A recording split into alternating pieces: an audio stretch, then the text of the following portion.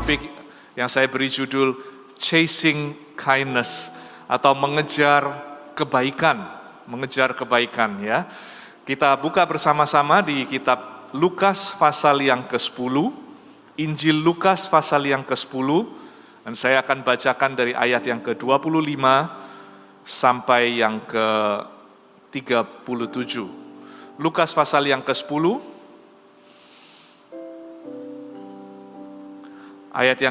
mulai dari ayat yang ke-25, perikopnya berjudul Orang Samaria yang Murah Hati. Pada suatu kali berdirilah seorang ahli Taurat untuk mencobai Yesus, katanya, "Guru, apa yang harus kuperbuat untuk memperoleh hidup yang kekal?" Jawab Yesus kepadanya, "Apa yang tertulis dalam hukum Taurat? Apa yang kau baca di sana?" Jawab orang itu, "Kasihanilah Tuhan Allahmu dengan segenap hatimu dan segenap jiwamu, dengan segenap kekuatanmu dan segenap akal budimu. Dan kasihlah sesamamu manusia seperti dirimu sendiri." Kata Yesus kepadanya, "Jawabanmu itu benar, perbuatlah demikian, maka engkau akan hidup." Tetapi untuk membenarkan dirinya, orang itu berkata kepada Yesus, "Dan siapakah sesamaku manusia?" Lalu Yesus menjelaskan, jawab Yesus, "Adalah seorang yang turun dari Yerusalem ke Yeriko, ia jatuh ke tangan penyamun-penyamun yang bukan saja merampoknya habis-habisan, tetapi juga memukulnya, dan sesudah itu pergi meninggalkannya setengah mati. Kebetulan ada seorang imam turun melalui jalan itu, ia melihat orang itu tetapi ia melewatinya dari seberang jalan. Demikian juga seorang Lewi datang ke tempat itu, ketika ia melihat orang itu, ia melewatinya dari seberang jalan. Lalu datang seorang Samaria yang sedang dalam perjalanan ke tempat itu, dan ketika ia melihat orang itu, tergeraklah ia oleh belas kasihan. Ia pergi kepadanya, lalu membalut luka-lukanya, sesudah ia menyiraminya dengan minyak dan anggur, kemudian ia menaikkan orang itu ke atas keledai tunggangannya sendiri, lalu membawanya ke tempat penginapan dan merawatnya. Keesokan harinya, ia menyerahkan 2 dinar kepada pemilik penginapan itu, katanya, "Rawatlah dia, dan jika kau belanjakan lebih dari ini, aku akan menggantinya waktu aku kembali." Siapakah di antara ketiga orang ini menurut pendapatmu adalah sesama manusia dari orang yang jatuh ke tangan penyamun?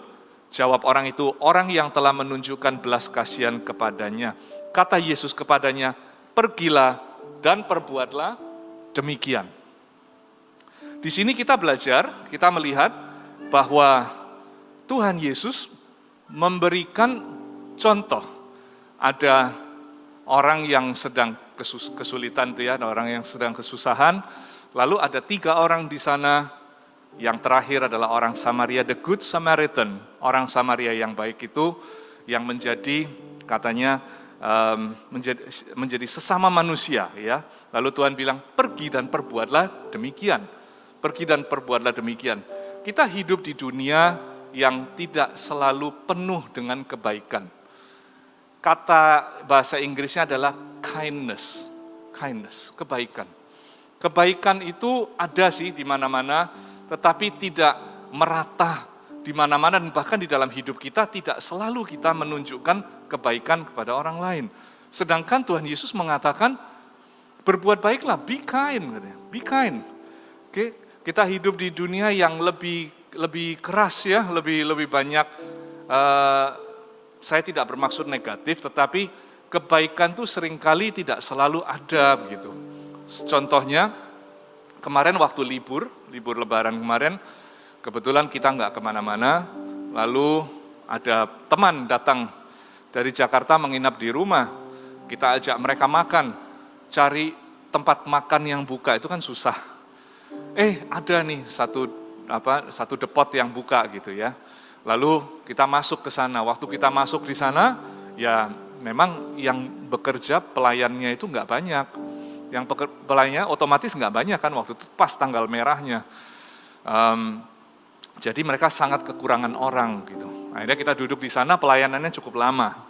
Memang menunya datangnya lama, untuk diambil ordernya lama, makanannya datangnya lama, nanti kalau perlu sendok garpu juga lama, semua lama begitu.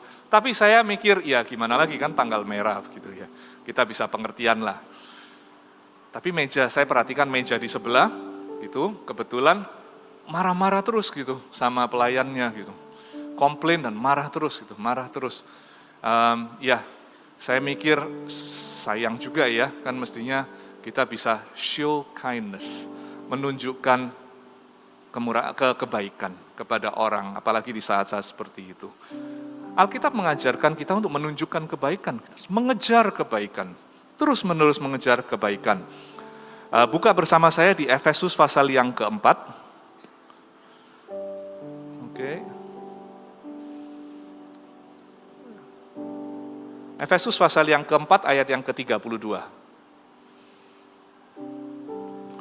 Alkitab mengatakan, tetapi hendaklah kamu ramah seorang terhadap yang lain, penuh kasih mesra dan saling mengampuni, sebagaimana Allah di dalam Kristus telah mengampuni kamu.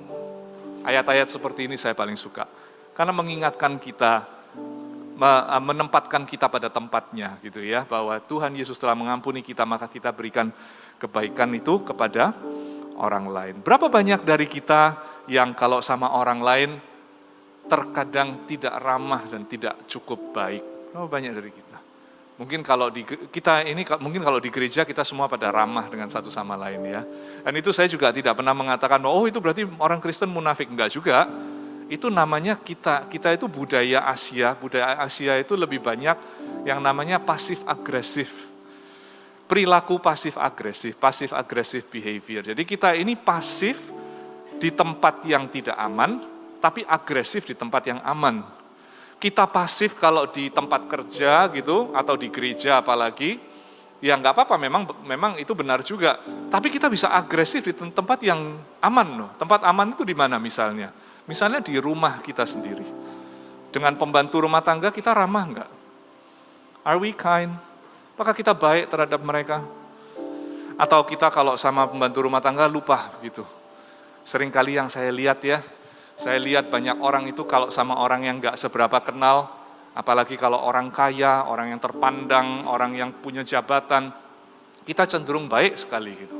Tapi begitu kita kalau sama pekerja kita sendiri, sama pembantu rumah tangga sendiri, kita seenak-enaknya sendiri.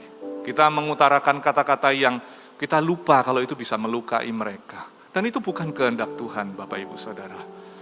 Itu bukan kehendak. Kehendak Tuhan adalah supaya kita ramah baik. Supaya kita ini penuh kasih mesra, ramah seorang terhadap yang lain, saling mengampuni. Itu yang Tuhan kehendaki. Makanya ada istilah WWJD, what would Jesus do? Apa yang kira-kira Tuhan Yesus lakukan? Ya, jangan terlalu jauh lah apa yang Tuhan Yesus lakukan. Apa yang akan kalian lakukan kalau misal ada pendeta kalian di rumah kalian? Kalau ada pendeta kalian makan bersama-sama, lalu pembantu rumah tangga kalian mungkin menumpahkan barang atau lalai sesuatu dan yang lain. Apakah kita bisa ramah? Bisa, soalnya ada pendetanya di sana. Betul? Tapi kalau pendetanya tidak ada, kita langsung lupa daratan. Seenak-enaknya kita melukai perasaan orang. Alkitab mengajarkan tidak begitu. We have to chase kindness, mengejar kebaikan, mengejar ramah, mengasihi satu sama lain. Mungkin kita, tapi saya bukan orang yang lemah lembut. Ya enggak apa-apa, yang penting jangan kasar. Ada orang yang mungkin ada ngomongnya lebih enak, lebih lemah lembut, oke. Ada yang enggak bisa, saya ini memang bawaannya begitu. Berkali-kali saya ngomong sama beberapa orang, alasannya selalu begini. Saya ini orang luar pulau. Orang luar pulau ngomong ya kayak gini, gitu ya. Ya, saya ini ada satu yang ngomong sama saya, tapi saya ini orang Madura gitu ya kan. Ya kan, bawaan saya begini, berubahlah. Oleh karena itu berubahlah melalui pembaharuan budimu. Bukankah begitu Alkitab mengatakan? Tidak bisa kita selalu berkata, emang saya gini, saya digedeinnya kayak gini, ya saya kayak gini. No, change. Alkitab mengajarkan kita untuk menjadi seperti Kristus.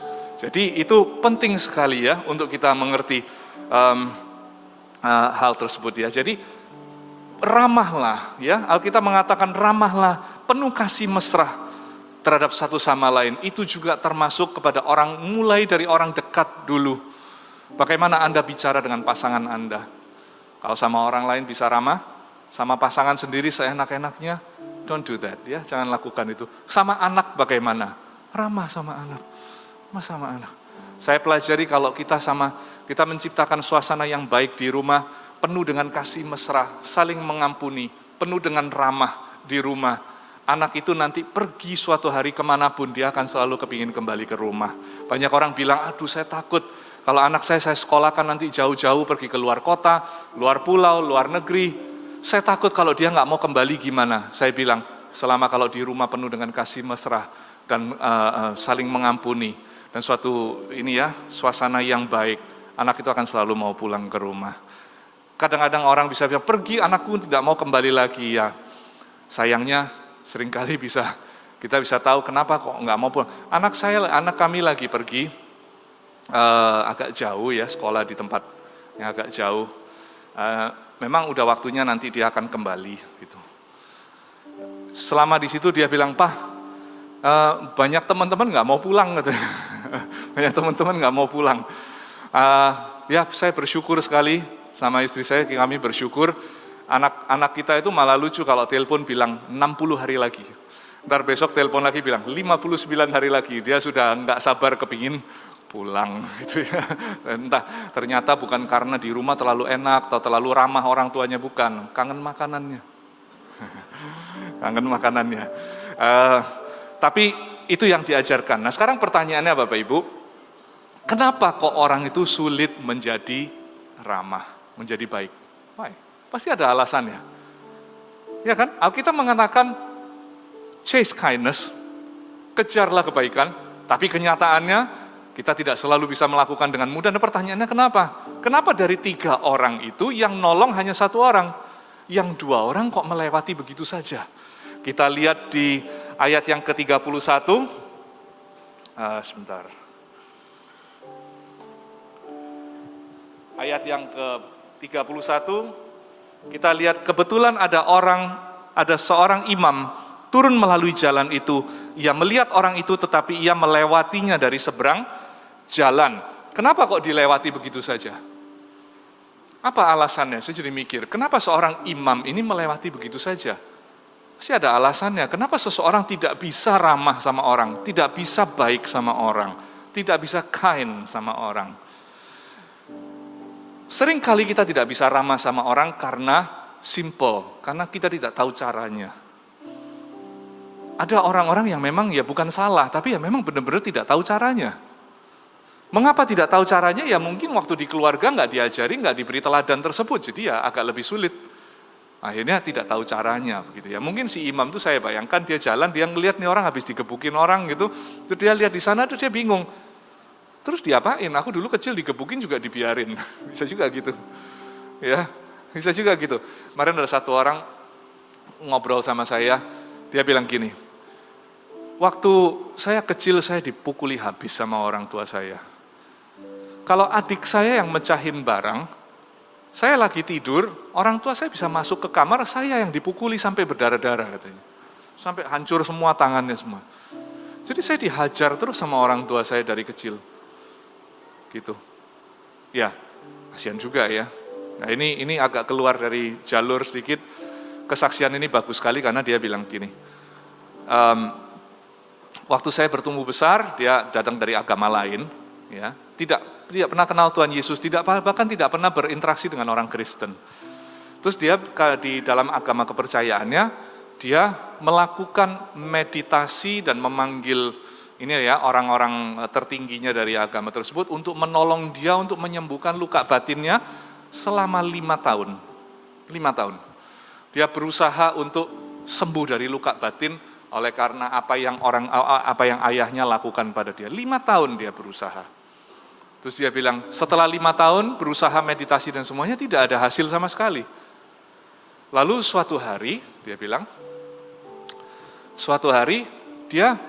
saya lupa gimana dia, entah itu dia ketemu dengan Alkitab atau dia lihat YouTube. Ya, pendeta siapa begitu, bukan pendeta dari gereja kita. Pendeta siapa gitu dia lihat, lalu dia dengerin, terus dia bilang, kok aku denger nama Yesus ya? Terus dia bilang, aku coba minta tolong sama Yesus. Ini orang awam total ya, hanya melihat YouTube saja. Akhirnya dia berdoa, dia panggil betul-betul berseru kepada Yesus. Dia memohon Yesus tolong aku. Ini yang saya khotbahkan tadi di kebaktian pertama, yaitu kalau datang pada Tuhan itu minta belas kasihan dia. Dia lakukan itu. Dia bilang, tolong aku. Dia bilang, dia berdoa 20 menit. Ya, 20 menit kemudian dia bilang, saya merasa kayak orang sembuh. Luar biasa sekali dia bilang, saya membayangkan papa saya kayak nggak ada rasa pahit itu lagi. Ya tentu perjalanannya tetap panjang. Akhirnya dia mencari-cari tahu bagaimana, apa sih gereja itu, apa sih Tuhan Yesus. Terus dia ikuti YouTube juga, ikuti saat teduh dan lain-lain. Dari sana itu bertumbuh sendiri, luar biasanya Tuhan menjamah seseorang tanpa intervensi orang lain pada awalnya. Memang pada nantinya terjadi intervensi. Jadi ya, kita bisa, tapi kembali ke topik yang tadi, kalau seringkali orang tidak bisa berbaik hati atau ramah sama orang karena kita sekedar tidak tahu caranya. Jadi bukan karena salah ya. Jadi kalau kalian lihat ini orang kok nggak bisa ramah ya, belum tentu dia jahat, tetapi mungkin tidak tahu caranya. Karena memang hal tersebut tidak datang secara alami. Kita buka di kitab Mika pasal yang ke-6. Mika itu di Perjanjian Lama. Mika pasal yang ke-6, saya akan bacakan ayat yang ke-6 sampai ke-8. Lalu saya akan berikan bahasa Inggrisnya yang lebih menjelaskan ini ya, sebentar. Mika pasal yang ke-6, ayat yang ke-6 sampai ke-8. Oke. Dengan apakah aku akan pergi menghadap Tuhan untuk tunduk menyembah Allah kepada Allah di tempat yang tinggi? Apa akan pergikah aku menghadap Dia dengan korban bakaran, dengan anak lembu berumur setahun? Berkenankah Tuhan kepada ribuan domba jantan, kepada puluhan ribu curahan minyak? Akan kupersembahkankah anak sulungku karena pelanggaranku, dan buah kandunganku karena dosaku sendiri? Ini ya, bangsanya ini tanya sama Tuhan, Tuhan apa sih yang membuat Tuhan berkenan? Apakah aku datang dengan uangku, aku datang dengan ini, dengan itu? Lalu jawabnya, ayat yang ke-8, hai manusia, telah diberitahukan kepadamu apa yang baik dan apa yang dituntut Tuhan daripadamu. Selain berlaku adil, mencintai kesetiaan dan hidup dengan rendah hati di hadapan Allahmu. Bahasa Inggrisnya bilang, know, O people, the Lord has told you what is good. Tuhan sudah memberitahu kamu apa yang baik. And that is that He requires you to do what is right. Bahwa Dia itu punya requirement, punya syarat untuk engkau berbuat yang benar. To have to love mercy. Bahasa Inggris saya bilang, untuk mencintai mercy, belas kasihan. Berbelas kasihanlah sama orang seperti yang orang Samaria yang baik itu. Pada waktu melihat seseorang seperti itu, muncullah belas kasihan. To love mercy katanya, and to walk humbly with your God. Berjalan dengan rendah hati dengan Allahmu. Jadi seringkali orang itu tidak bisa menjadi baik karena satu, dia tidak tahu caranya, seperti seorang imam yang melalui tersebut. Ya, bisa jadi karena kurangnya contoh dalam hidupnya, bisa juga karena tidak pernah tahu kan. Makanya ini ada bisa dipetakan juga secara budaya. Ada budaya-budaya tertentu memang lebih susah untuk ramah, lebih susah untuk baik sama orang. Oke, kita bisa pengertian. Ya, tapi ya inilah salah satu alasan kenapa orang seringkali tidak bisa mudah baik hati dan ramah. Tapi itu pun bisa berubah ya, itu bisa berubah. Lalu ayat yang ke-32,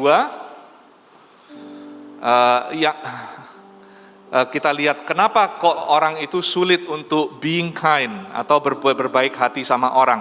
Ayat yang ke-32 tadi,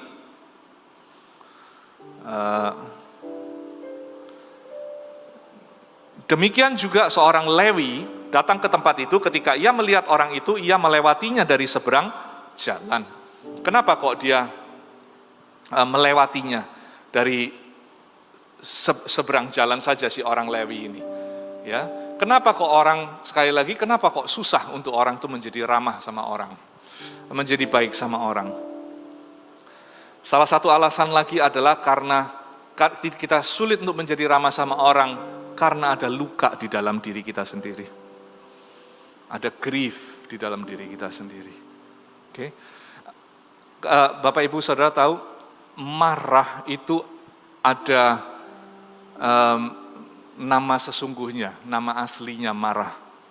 Ini quote ya, ini kutipan dari seorang bernama Dr. Caroline Leaf. Dia berkata begini, saya duduk dengan marah saya cukup lama, I sat with my anger long enough, and I find out, katanya, I find out her real name. Saya temukan nama dia yang asli.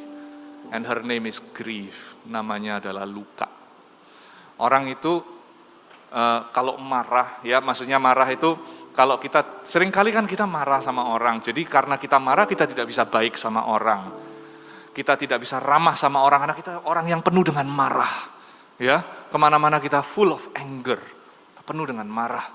Disulut sedikit kita meledak, disulut sedikit kita meledak. Itu sebetulnya di dalam diri orang-orang tersebut, termasuk ya, itu di dalam dirinya itu ada yang namanya grief. Grief itu duka, luka. Luka, jadi ada di dalam sebuah luka. Oleh karena itu kita tidak bisa berbaik sama orang, karena kita melihat orang yang kita mikir ya mau gimana berbelas kasihan, aku sendiri setengah mati kok gitu. Ya, karena ini belum sembuh di dalamnya. Jadi kita jadi orang yang keras, susah ramah, susah baik sama orang. Karena kita pernah diperlakukan dengan tidak adil. Pernah mungkin dilecehkan, dianiaya dan sebagainya. Oke, dan ini bisa menguras tandon kindness kita. Setiap kita punya tandon ya, Anda bisa bayangkan ada tandon, ada tank gitu ya, satu kontainer gitu. Di dalam kontainer itu harus terisi penuh sampai dia meluber keluar, baru kita bisa berikan ke orang lain. Kasih, ya kan, kebaikan, kesetiaan, kesabaran, itu hanya bisa diberikan kalau itu penuh. Kalau itunya sangat-sangat empty, sangat-sangat kosong, apanya yang diberikan? Gitu ya, apanya yang diberikan. Nah, kita lihat satu bagian di Alkitab ya, itu kalian tahu cerita daripada Yusuf. Saya paling suka cerita ini, karena cerita ini menarik karena setiap kali diceritakan orang sudah tahu endingnya soalnya. Endingnya baik soalnya, endingnya keren.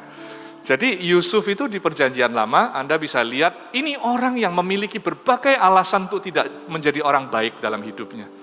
Tidak berbuat baik, tidak ramah. Karena dia mengalami begitu banyak luka. Dia dibuang, mau dibunuh loh sebetulnya. Terus nggak jadi dibunuh hanya untuk dijual. Anda tahu rasanya dijual? Saya nggak tahu sih, tapi saya bayangkan ya pasti sakit sekali ya kan. Dia dijual, tidak dimaui. Terus setelah itu disalah tuduh, masuk penjara, dilupakan. Suatu ketika dia diperhadapkan dengan kenyataan. What would Jesus do? WWJD. What would Joseph do? Ya. Yaitu pada waktu dia memerintah sebagai orang nomor 2 di Mesir, tiba-tiba datanglah sanak saudaranya ke sana untuk memohon belas kasihan pada dia. Mereka dalam keadaan kelaparan. Nah, sekarang Yusuf diperhadapkan. Jadi orang seperti yang dipanggil Tuhan, menunjukkan kebaikan atau tidak? Do I show kindness? Menunjukkan kebaikan atau tidak? Kepada orang-orang yang melukai dia, ini lebih berat lagi. Tapi pada akhirnya dia menunjukkan kebaikan, karena kalau dilihat di Kejadian pasal yang ke-50 ayat yang ke-19, am I in God's place? Apakah aku ada di dalam posisi Tuhan? Tidak. Orang pinter. Ya, orang pinter. Aku bukan di posisi Tuhan. Dia tahu siapa dia. Dia tahu siapa dia. Dan dia bisa berbuat baik dan ramah kepada sanak saudaranya itu karena dia sudah sembuh, Bapak Ibu Saudara. Jadi sekarang Anda bisa perhatikan, apakah bisa bertanya pada diri sendiri ya, apakah saya orang yang baik? Apakah saya bisa menunjukkan ramah kebaikan pada orang lain? Apakah saya bisa toleransi, saya bisa penuh dengan panjang sabar dengan orang lain? Kalau jawabannya adalah tidak bisa, coba dicek salah satu dari dua ini. Apakah memang hanya sekedar karena saya nggak tahu caranya, karena dari kecil nggak pernah diajari, secara budaya atau keluarga, atau memang saya ada sesuatu yang begitu melukai diri saya yang saya perlu sembuh. Ya, yang pertama kalau memang itu kita tidak tahu caranya, belajarlah, berubahlah melalui pembaruan budimu. Tapi yang kedua, kalau memang ada sesuatu yang belum sembuh, carilah pertolongan, pastikan dirimu sembuh ya. Lalu kita lihat bagaimana caranya kita bisa menunjukkan kebaikan dalam hidup ini. Kita lihat di ayat yang ketiga, si orang Samaria ini, dia lalu datang seorang Samaria yang sedang dalam perjalanan ke tempat itu, dan ketika ia melihat orang itu, tergeraklah ia hatinya oleh belas kasihan. Dia tergerak oleh belas kasihan. Orang yang bisa tergerak oleh belas kasihan itu sekedar karena dia tahu bahwa dia sendiri adalah produk daripada belas kasihan itu. Ya, Anda harus mengerti itu. Kita itu hanya bisa berbelas kasihan sama orang kalau kita sadar kita itu produk dari belas kasihan itu. Anda hanya bisa baik sama karyawan Anda. Oh, salah tetap salah. Saya nggak bilang kalau salah nggak dibenarkan, atau kalau ini apa itu beda konteks ya. Tapi ini bicara tentang sikap kita, harus selalu baik dong sama orang lain, baik itu orang yang Anda nggak kenal atau orang yang mungkin secara status di bawah Anda. Anda tetap harus show kindness kepada mereka. Dan kita hanya bisa menunjukkan itu kalau kita tahu bahwa kita sendiri loh produk daripada belas kasihan Tuhan. Ya, makanya saya selalu bilang, saya akan ulangi terus. Pada dasarnya hidup ini bisa, semua ada jawabannya di dalam Injil, di dalam kayu salib. Karena Alkitab mengatakan, maka itu matamu tertujulah kepada kayu salib. Kalau mata kita selalu lihat ke kayu salib, kita akan selalu sadar bahwa seharusnya yang ada bergantung di kayu salib itu kita, bukan dia. Dan karena itu bukan kita senantiasa merasa, oh terima kasih Tuhan atas kebaikan ini, kita bisa berikan kepada orang lain. Itu bicara tentang bagaimana orang Samaria itu menunjukkan kebaikan, adalah dia tergerak oleh belas kasihan. Lalu yang kedua, di ayat yang ke-34, ia pergi kepadanya, lalu membalut luka-lukanya. Sesudah ia menyiraminya dengan minyak dan anggur, kemudian ia menaikkan orang itu ke atas keledai tunggangannya sendiri, lalu membawanya ke tempat penginapan dan merawatnya. Dia menaikkan ke atas keledai tunggangannya sendiri. Itu artinya menunjukkan kebaikan bisa dengan cara mendahulukan orang lain. Mendahulukan orang lain. Bisa begitu? Kita bisakah mendahulukan orang lain? Saya kasih satu cerita. Suatu ketika ada seorang pria sedang mengamati sebuah mobil barunya. Mobilnya baru, besar, mengkilap. Dia sedang mengamati mobilnya, tiba-tiba ada seorang anak kecil lewat di depan rumahnya itu. Terus anak itu bilang begini, "Hey mister, nice car." Ya, mobil yang bagus. Terus si pria itu bilang gini, "Oh, thanks ya, terima kasih. My brother gave it to me for Christmas." Saudaraku, ini hadiah dari saudaraku untuk Natal. Wah, luar biasa ya, siapa yang mau punya saudara seperti itu? Ya kan? Dia bilang, ini pemberian ya, hadiah. Lalu si anak itu bilang begini, "Wow," katanya, "wow." Terus si pria ini mikir, dia pasti mikir, "I wish I have a brother like that." Ya, saya berharap saya memiliki saudara seperti itu. Tapi enggak, anak ini bilangnya begini, "I wish I can be a brother like that." Saya berharap saya bisa jadi saudara seperti itu. Bingung dia. Tapi ya sudahlah, enggak dianggap sama dia. Terus si misternya ini, dia bilang sama anak itu, "Mau naik mobilnya? You wanna take a ride?" Terus dia bilang, "Yes, sure," ya kan. Akhirnya mereka naiklah mobil itu. Wah, naik mobil baru, anaknya senangnya luar biasa gitu. Naik mobil, diajak putar-putar. Terus anaknya bilang gini, "Hey mister, bisa nggak kamu muter lewat ke rumah saya?" Si orang pria ini mikir, pastilah anak ini mau pamer ya. Anak ini pasti mau pamer, mau tunjukin ke saudaranya atau temannya bahwa dia lagi naik mobil yang baru dan mengkilap ini. Dia bilang, "Oke, tentu, aku bawa kamu untuk lewat di depan rumahmu." Lalu lewatnya di depan rumah, terus dia bilang, "Bisa stop sebentar?" "Sure," katanya ya. "Sure, ya nggak apa-apa lah, anak kecil mau seneng, mau pamerin mobil." Gitu. Begitu berhenti, anaknya bilang, "Tunggu di sini sebentar ya." Dia lari masuk ke rumah, dia panggil saudaranya yang cacat, yang handicap, crippled. Dia bawa saudaranya keluar, Terus dia lihat mobil itu lalu dia bilang, someday I will buy you a car like that. Suatu hari aku akan beliin kamu sebuah mobil seperti itu. Oke. Kaget dia. Ya. Jadi si anak ini menunjukkan bahwa kita bisa mendahulukan orang lain. That's how you show kindness. Salah satunya paling tidak. Okay. Can you show kindness? Bisa? Show kindness kepada orang-orang di sekeliling Anda. Mulai dari pasangan Anda, anak-anak Anda. Ya, anak itu diciptakan bukan untuk diomeli terus. Disayang saja. Diterima dulu apa adanya, bukan berarti dimanja. Disayang dong. Gitu. Pasanganmu ada bukan untuk Anda bentak terus, untuk dikasari terus, tidak sabari terus. No.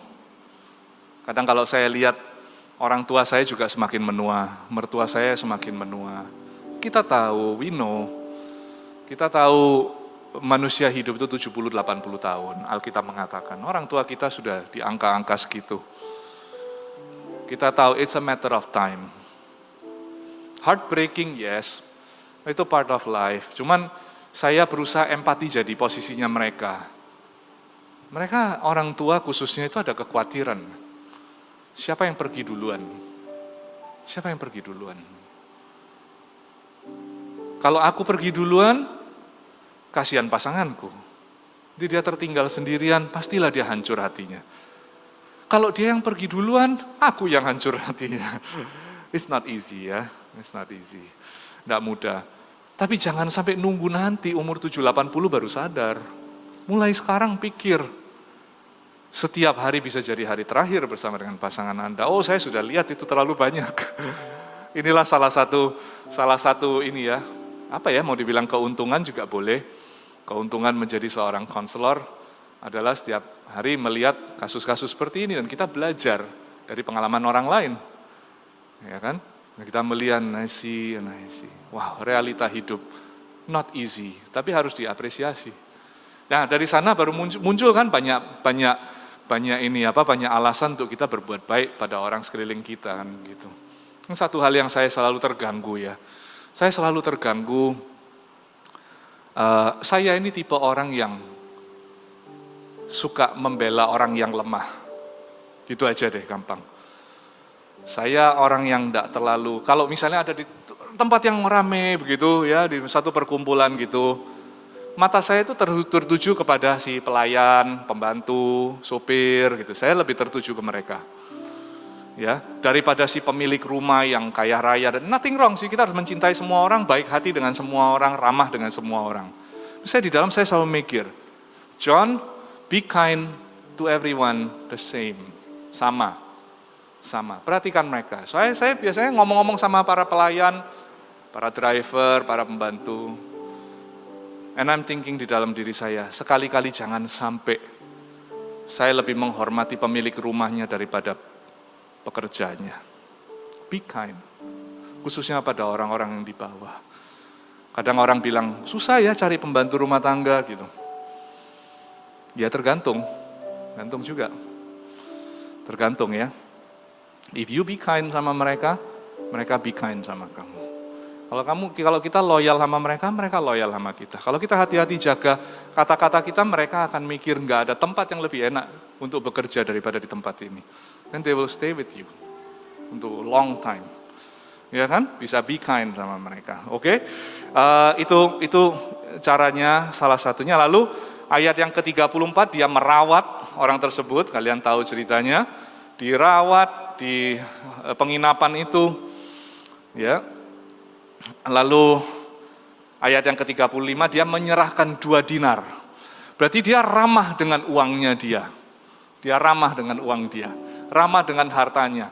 Itu paling susah loh. Karena di mana hartamu berada, di sana hatimu berada kan. Kadang-kadang kita bisa tolong semua cara, tapi kalau datang pada bicara tentang uang, kadang gampang susah. Dengan pekerja-pekerja kita, kalau kita bisa generous dan be kind kepada mereka dengan hal keuangan gitu ya. Misalnya, kita kalau sekali pergi makan satu keluarga aja habis berapa coba? Ya kan? Kalau kita sekali pergi makan misalnya di restoran satu keluarga, kita habis berapa? Kalau sebagian dari uang itu kita salurkan kepada gaji mereka ditambahi. Gitu. Nah, itu caranya kita bisa be kind. Percayalah, misalnya gaji-gaji pekerja kita, pembantu rumah tangga dan lain-lain, Anda tambahi berapapun, juga mereka masih berjuang setengah mati untuk menjadi kaya dan berkecukupan. Tapi kalau kita bisa berikan lebih mendekat ke UMR dan sebagainya, mereka akan setia.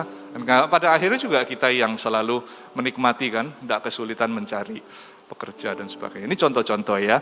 Jadi menjadi berbaik hati dan ramah dengan keuangan kita juga.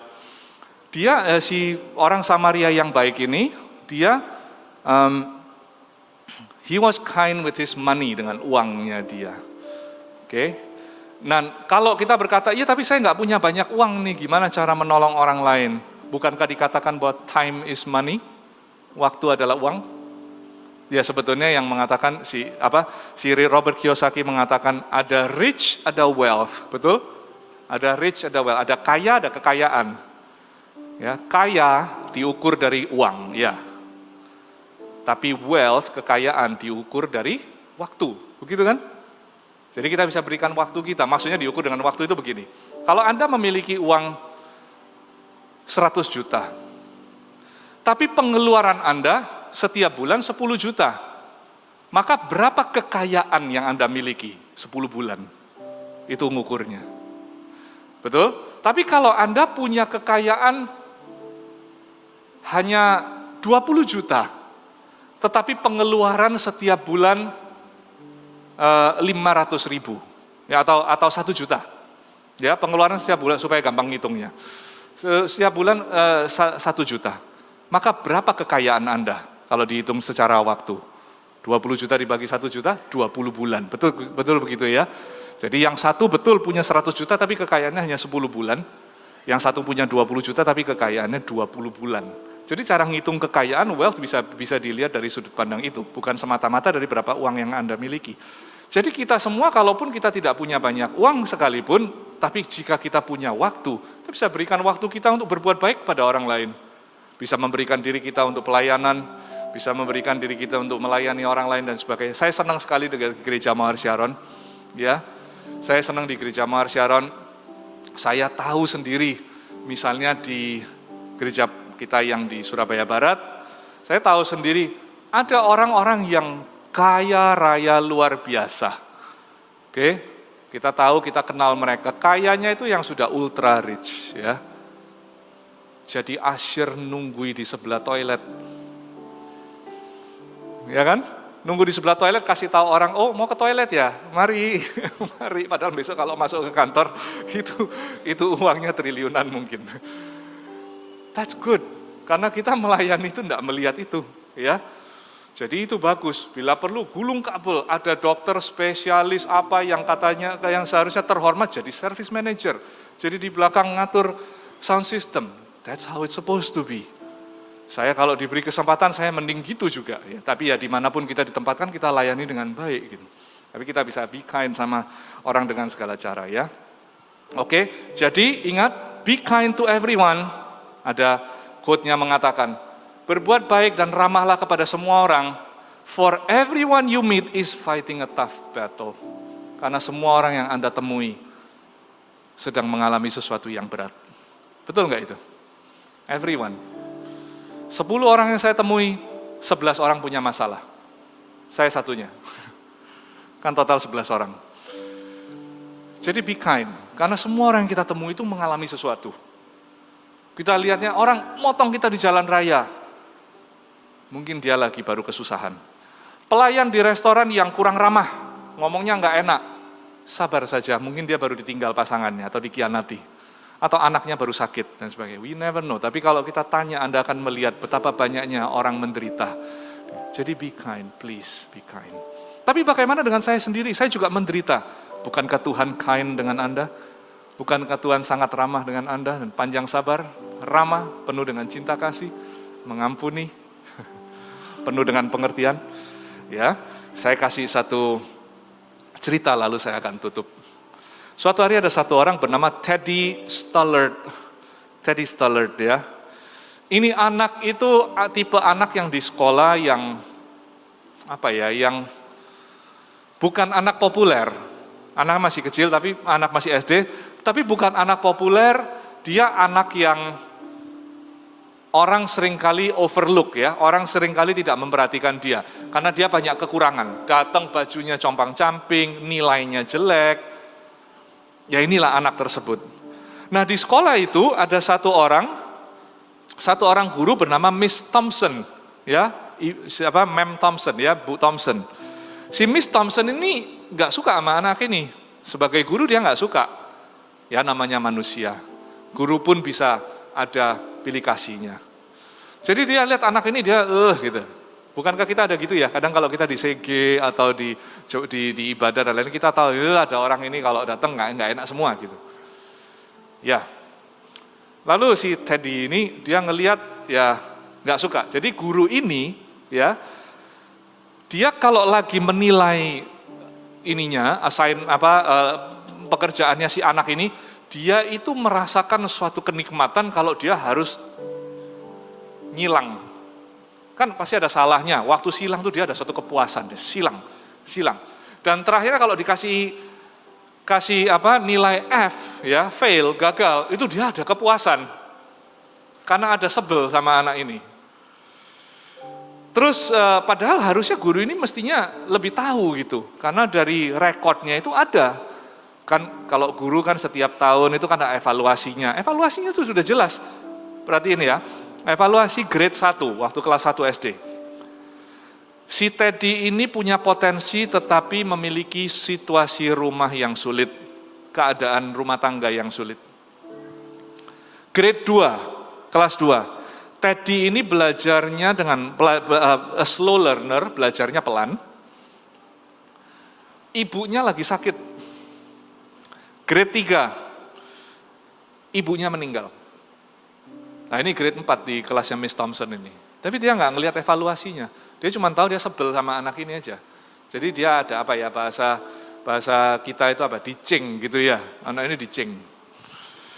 Terus suatu ketika waktu Natal, murid-murid itu semua datang memberikan hadiah ke gurunya. Jadi ada kayak tukar kado gitu, terus murid-murid juga berikan kado. Jadi semua satu kelas itu bawa kado buat si Miss Thompson ini.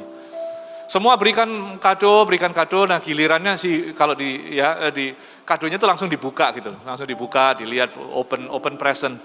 Si Miss Thompson ini waktu menerima kado tulisannya Dear Miss Thompson from Teddy. Sama dia dibuka, kaget dia ngelihat.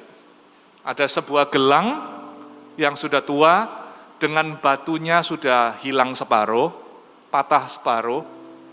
Terus lalu dengan setengah botol, terisi setengah botol parfum murah, cheap perfume. Terus sama gurunya ditunjukin ke kelas, oh this is from Teddy. Terus semua ketawa-ketawa, anak-anak kecil itu ketawa semua, anak-anak di kelasnya. Maksudnya ngetawain itu kado model apa coba gitu ya kan. Masa ngasih orang gelang yang sudah setengah rusak, lalu parfumnya isi separuh lagi. Terus gurunya tahu semua pada ketawa gitu, terus gurunya ngomong oke, stop.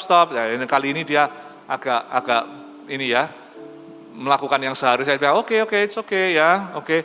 Dipasang gelangnya, terus dia ambil parfumnya disemprot-semprot. Terus satu kelas bilang, gitu ya, anak kecil ya, Sudah selesai. Lalu hari berlalu, pada akhir sebelum pulang, si Teddy datang ke gurunya. Dia bilang, "Hai Miss Thompson," katanya. "Gelangnya mamaku looks good on you." Katanya. Dia bilang gitu. Ya, "My mother's bracelet looks good on you, and you smell like my mom." Mamanya kan meninggal. Jadi ternyata si Teddy ini, dia memberikan hadiah itu ke gurunya. Gurunya pulang bertobat. Berlutut bertobat, dia bilang, "Ampuni aku Tuhan, what have I done?" Keesokan harinya gurunya datang menjadi orang lain. Totally different. Setelah bertobat sama Tuhan, dia bilang, "Aku jadi orang lain, sekarang aku nggak mau jadi seperti dulu lagi, aku mau menjadi agent of kindness." Semenjak itu, dia bertekad untuk menolong semua muridnya dengan sama, apalagi yang kalau slow learner yang belajarnya pelan. Dan si Teddy ini dibantu sama dia sampai dia lulus. Setelah lulus, pergi ke sekolah lain kan, lanjut ke institusi lain gitu. Sampai ke kuliah, sering tulis surat. Dear Miss Thompson, aku sudah bisa lulus SMP. Dear Miss Thompson, aku bisa lulus SMA. Dear Miss Thompson, aku mau masuk ke kuliah ini, I hope aku bisa graduate.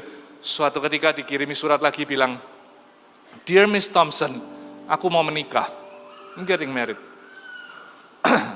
Aku mau menikah, would you please come? Bisakah engkau hadir? Miss Thompson, kamu bisa duduk di tempat duduk yang seharusnya mamaku duduk. Makanya dikatakan, be kind to everyone, karena semua orang yang kita temui is fighting a very difficult battle.